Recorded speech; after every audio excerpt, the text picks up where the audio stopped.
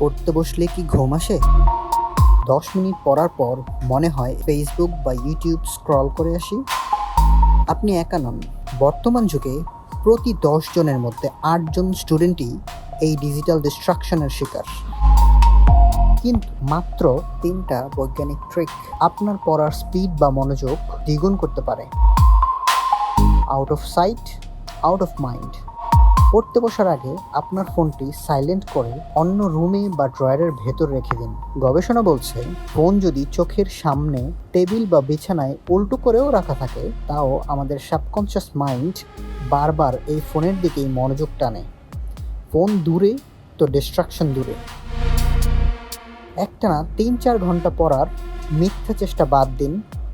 Timer set করুন মাত্র 25 মিনিটের জন্য।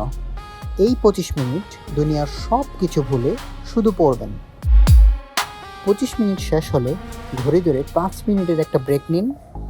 এই ছোট ব্রেক আপনার ব্রেনকে রিচার্জ করবে এবং পরবর্তী 25 মিনিটের জন্য দ্বিগুণ এনার্জি দেবে। শুধু রিডিং পড়ে গেলে পড়া কখনো মাথায় ঢুকবে না। 1 পৃষ্ঠা পড়ার পর বই বন্ধ করুন।